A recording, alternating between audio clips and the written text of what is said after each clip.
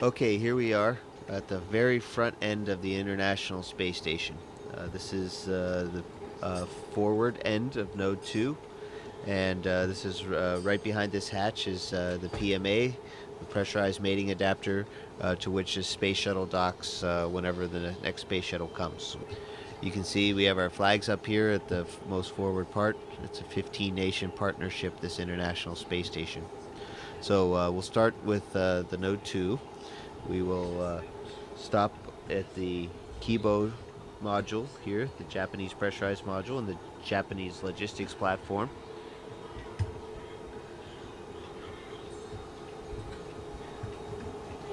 We'll stop back there in a second. We'll take a look in the Columbus module, pride of the European Space Agency, and our pride too. And then you can look down the stack, and you can see several other modules, and even into a little bit into the functional cargo block, the FGB, and then the service module. So it's a really big space station that we got. Welcome to Kibo. Please enjoy and relax in this brand new, the most spacious and quietest room in the ISS.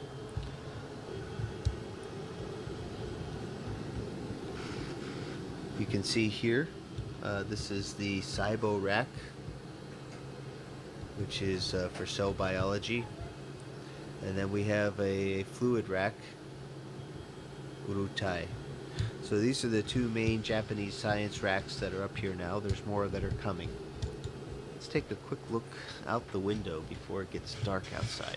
We're going around the world every 90 minutes, so we get to see a lot of sunrises and sunsets. Oh my goodness, it's beautiful out there.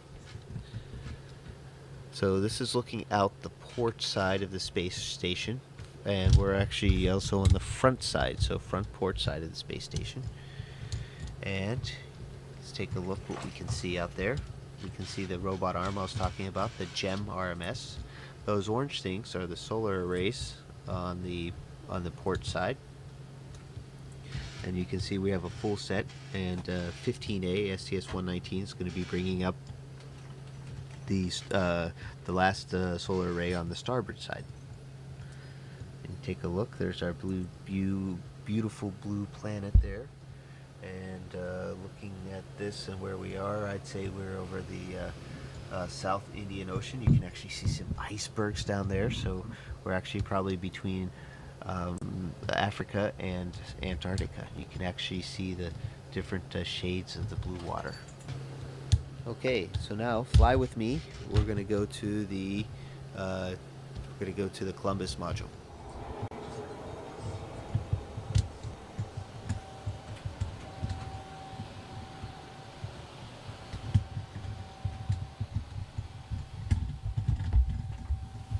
Here we are in the Columbus module. You can see it's also spacious. It's also cluttered because it's a great place to store things or temporarily stow them. It's not going to be this way forever. We're going to have it nice and clean pretty soon. We're flying back to Node 2. We'll take a quick look what else we have here. We have my work area. It's a little bit cluttered right now, but this is kind of my desk. It doesn't sit out horizontally, but it has everything I need on it. This are my crew quarters right here. You can tell has my name on it. And in fact, I can give you a tour real quick of crew quarters. This is what it looks like inside. There's a fair amount of room. We'll get has a standard space station light on it. So now we're going into the Destiny laboratory, headed aft on the space station.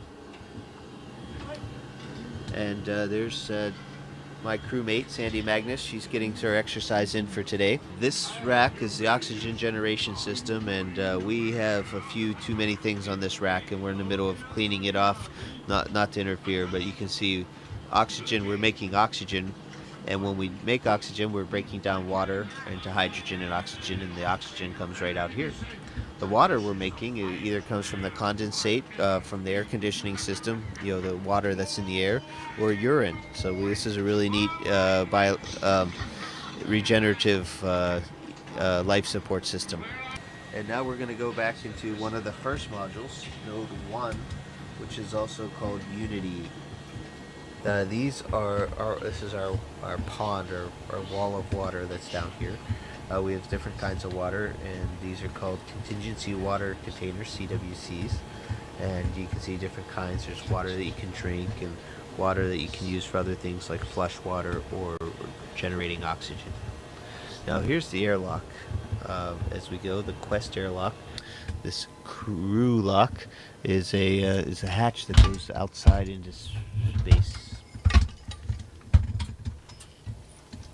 So you can see that hatch right there.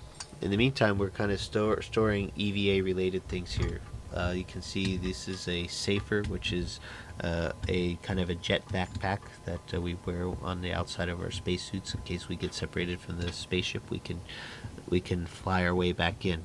I remember being a Capcom on STS-96 when I first saw these signs. That's pretty amazing.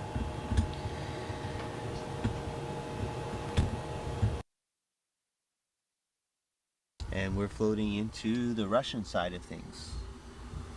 First and foremost, we are now in the pressurized adapter part of the functional cargo block. We call it the GA, and it's also a docking port down below. As you carefully look down below, you can see the hatches, and inside that what you can see in front of us is the docking mechanism for the Soyuz.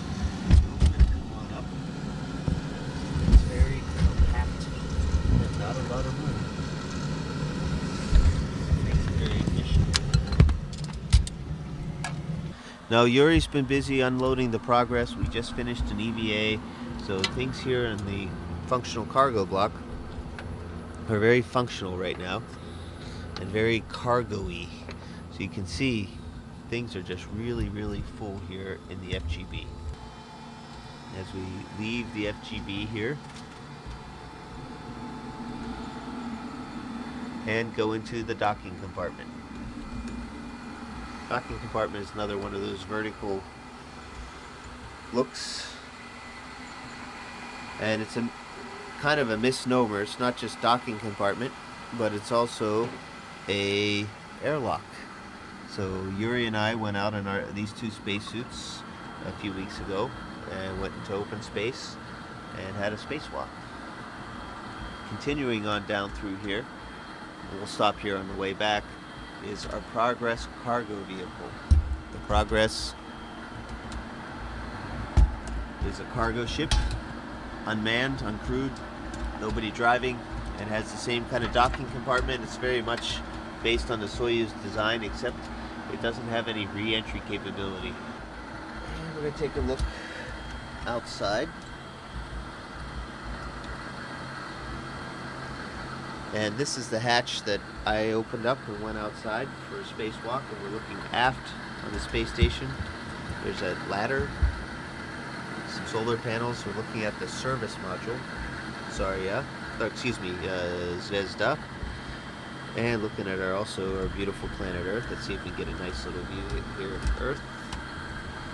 A little small treat. There's no tour of the space station would be complete without it.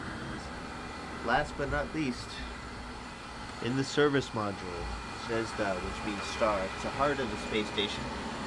It's where we used to have the only place where we could create oxygen and live with the carbon dioxide removal system, as well as a place to eat and sleep. There's my crewmate, Yuri Lonchakov, exercising on the treadmill with vibration isolation system, the TVIS. So this is our eating area. There's our table, and we're just getting ready for lunch. There's our water dispenser right there, Russian style, and our controller for the water dispenser. There's Yuri's room off to the side. You can see he has a sleeping bag right there hanging on the wall, and a computer right here so he can call on the telephone and write email and read books. And relax in the evenings a little bit, because we have long days up here. This is a surprise visit that you guys are paying on us today. So things aren't cleaned up, but they're real. This is exactly how we work and live in space. And that'll wrap up the tour. This is the International Space Station. A very good example of what human beings can do when we work when we work closely together.